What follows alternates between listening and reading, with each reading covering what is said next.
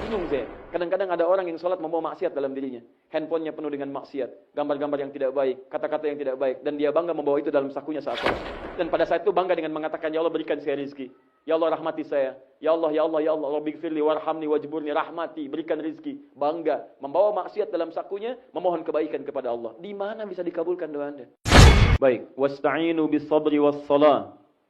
Jika Anda punya persoalan dalam kehidupan, minta tolong kepada Allah dengan sabar, lalu tunaikan salat. Wa innaha lakabiratun illa 'alal khashi'in. Dan salat tidak mudah dikerjakan kecuali bagi orang khusyuk. Siapa orang khusyuk? Ayat 46-nya, alladzina yadhunnuna annahum mulaqu rabbihim wa annahum ilaihi raji'un. Itu orang-orang yang menyiapkan dirinya, merasa akan berjumpa dengan Allah, walaupun dia tak mampu melihatnya. Dia menyiapkan penampilan yang terbaik. Jadi orang khusyuk itu kelihatan bajunya pasti akan disiapkan dengan baik. Makanya ketika dia akan sholat, ada panggilan dari masjid, dia segera menyiapkan pakaiannya. Quran surah ke-7 ayat 31. Quran surah 7 ayat 31. Ya bani Adam khudhu zinatakum 'inda kulli masjid. Hei anak cucu Adam, kalau ada panggilan datang dari masjid, siapkan pakaian terbaikmu. Anda dipanggil ke istana, bertemu presiden, ganti pakaian sampai yang paling bagus. Sampai yang paling bagus. Kenapa ketika Anda dipanggil oleh, mohon maaf ya, pencipta presiden, pemberi segala kebutuhan, ya, penyembuh saat sakit, pengampun segala dosa. Penampilan Anda biasa-biasa saja. Cek. Anda bertemu dengan presiden, mandi dulu, rapi-rapi dulu, pakai jas, pakai macam-macam. Anda bertemu dengan Allah, menghadap Allah. Kenapa tidak persiapkan diri? Minimal sempurnakan wudu. Makanya orang khusyuk kelihatan wudunya sempurna. Turun Quran surah ke-5 ayat ke-6. Paling kiri sebelah atas. Ya ayyuhalladzina amanu idza qumtum ilas shalah faghsilu wujuhakum, seterusnya ayat. Hei orang-orang beriman, kalau ingin salatnya sempurna, hei orang-orang beriman, kalau ingin salatnya sempurna, maka sempurnakan wudunya. Dia berikan penampilan terbaik, kemudian dia pakai pakaian yang terbaik, yang paling indah adalah wa annahum ilaihi raji'un. Kenapa dia kenakan semua itu? Ini, kalau pengen khusyuk yang pertama kata Allah, rasakan mungkin itu panggilan terakhir dalam kehidupan. Mungkin salat itu menjadi salat terakhir yang mengantarkan kita pada kematian. Raji'un, kembali pada Allah Subhanahu wa taala. Bukankah adzan itu panggilan? Siapa yang panggil? Allah lewat muadzin. Allah lewat muadzin. Anda dipanggil oleh Allah, Sandi dipanggil Allah. Apa artinya? Sudah, Anda paham semua. Kita dipanggil Allah 5 kali dalam sehari, peringatan. Mungkin itu jadi panggilan terakhir dalam kehidupan kita. Cari pakaian terbaik. Makanya orang-orang yang berharap berjumpa dengan Allah dalam kebaikan, merasa akan wafat saat mungkin dalam keadaan salatnya, minimal terdorong kehusyuannya. Kalau ada godaan di situ, godaan was-was macam-macam, sulit kemudian memfokuskan diri kita, maka fa imma yanzaghannaka nazghun minasyaitani fasta'iz billahi minasyaitonir rajim. Awas, jika Anda kemudian mendapatkan bisikan-bisikan setan sebelum memulai salat, bahkan sebelum memulai salat, maka segera berlindung kepada Allah Subhanahu wa taala dengan bacaan yang singkat, a'udzubillahi minasyaitonir rajim. Boleh berta'awudz. Boleh berta'awudz. Ya, hal-hal yang simpel tidak perlu dicontohkan lagi. Makanya yang simpel-simpel Nabi enggak contohkan langsung karena sudah terbiasa. Ayatnya jelas, paham semuanya. Anda boleh kalau ada bisikan yang kuat berlindung kepada Allah. A'udzubillahi samil alim minasyaitonir rajim. Paham? Itu cara yang pertama. Cara kedua tersebut di Quran surah ke-29 ayat 45. Antum pertengahannya hafal, cuman awalnya tidak dihafalkan. Yang pertengahannya bunyinya begini. Saya baru baca sepotong, antum pasti bisa teruskan. Innas salata tanha. Tuh. Anil fahsya'i wal munkar. Sekarang sebutkan awalnya. Nah, itu masalahnya. Lihat sini. Awal ayatnya berbunyi, "Utsnu ma uhiya ilaika minal kitab wa aqimis shalah. Innas salata tanha 'anil fahsya'i wal munkar." Cara menerjemahkannya, baca dengan ilmu lughahnya, ilmu bahasanya. Utsnu ma uhiya ilaika minal kitab. Sebelum Anda tunaikan salat, baca dulu, pahami dulu, pelajari dulu ketentuan-ketentuan salat yang tertuang dalam Alkitab. Al-Qur'an dijelaskan oleh Nabi. Jadi kalau sebelum salat, kalau ingin khusyuk, pahami dulu bacaannya.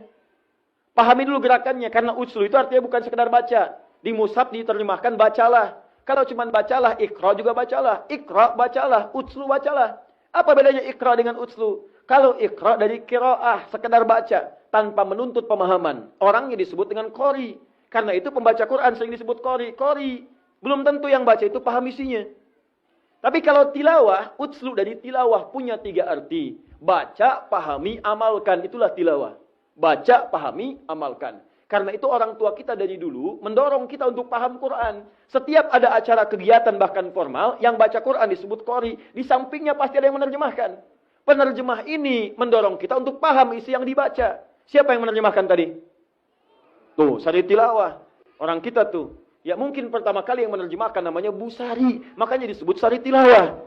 Kalau Adi mungkin Adi Tilawah. Kalau Edi Tilawah. Sebetulnya nggak pakai Sari Bu ya. Tilawah saja. Sebetulnya Tilawah. Cuman pertama kali yang menerjemahkan namanya Bu Sari. Karena itu disebut Sari Tilawah. Baik. Kalau Angga namanya Angga. Kalau Joko namanya Joko. Baik. Nah itulah dia. Kalau Adi Tilawah. Orang kita tuh luar biasa. Pokoknya yang orang Arab gak tahu, orang kita tahu lah. Ya. Orang Arab taunya Rabbana atina fid dunya hasanah fil akhirati. Orang kita doa apa namanya? Tuh, sapu jagat. Main ke Mekah tanya kan, "Ata sapu jagat?" Oh, sapu jagat. Oh. Orang kita luar biasa, doa sapu jagat, doa sapu enggak ada jagatnya. Doa jagat enggak ada sapunya, ada semua. Balik lagi sini. Sampai mana kita? Baik, pahami isinya. Nah, kalau sudah paham, teruskan ayatnya. Wa aqimis shalah, baru tunaikan salat. Di salat yang dipahami bacaannya itu yang mendalamkan kehusuan pada jiwa kita. Seharusnya begini cara salat itu. Begitu Anda bacakan, maaf ya, takbir nih. Allahu Akbar. Begitu lisan mengucapkan Allahu Akbar, karena paham, pikiran menerjemahkan Allah Maha Besar. Di saat pikiran menerjemahkan, pikiran kita tidak liar. Hati meresapi. Allah Maha Besar. Saya tetapkan, ya Allah Engkau Maha Besar. Ya Allah ampuni saya.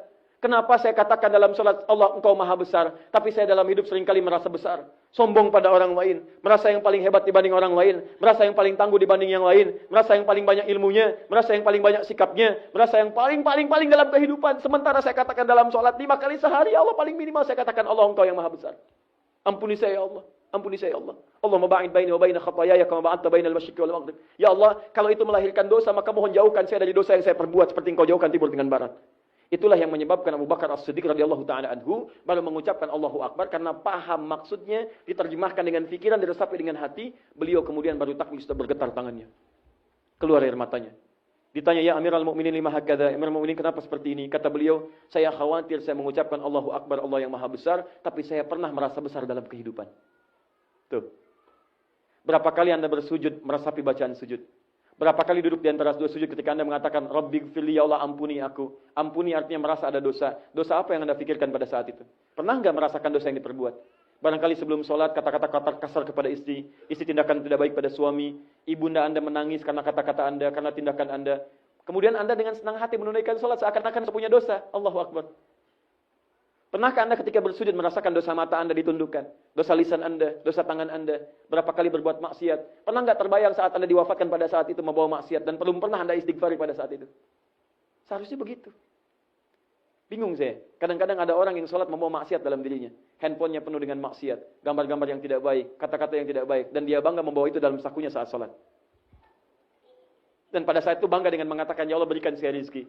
Ya Allah rahmati saya. Ya Allah, ya Allah, ya Allah. Rabbighfirli warhamni wajburni, rahmati. Berikan rizki. Bangga. Membawa maksiat dalam sakunya. Memohon kebaikan kepada Allah. Di mana bisa dikabulkan doa Anda? Berapa kali tanpa sadar kita melakukan yang demikian. Jadi ketika Anda ingin menaklukkan setan khinzib ini, berusahalah untuk memahami setiap yang Anda baca dalam sholat. Jadi begitu sujud, enak Bu. Begitu ruku, nyaman kita bacakan. Jujurlah pada diri Anda. Sampai dengan sekarang, berapa kali kita sholat, ribuan kali ruku dan sujud tanpa paham apa yang kita baca. Mau sampai kapan seperti itu? Maka bikin target ke depan. Sepekan ke depan saya belajar. Berdiri dulu saya paham. Takbir, iftitah, al-fatihah saya pahami selama sepekan. Pekan berikutnya saya pahami ruku. Sampai yang tidak. Pekan berikutnya saya pahami sujud. Demi Allah saya katakan, ketika Anda memahami seluruhnya, maka akan terjadi perubahan dalam sholat Anda. Tidak percaya silahkan. Rasakan bedanya, bedakan rasanya, dan pasti akan terasa bedanya. Lakukan itu. Ada perubahan. Yakin.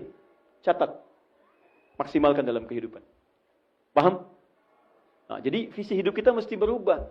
Jadi kalau Anda nggak kenal dengan setan yang seperti ini, kita tidak berusaha berubah, dimanfaatin sampai selama hidup kita, sampai berakhir kehidupan. Terus ada perasaan begitu akan datang. Akan datang dan akan datang. Ya, dan tidak menutup kebaikan-kebaikan yang pernah kita lakukan sebelumnya.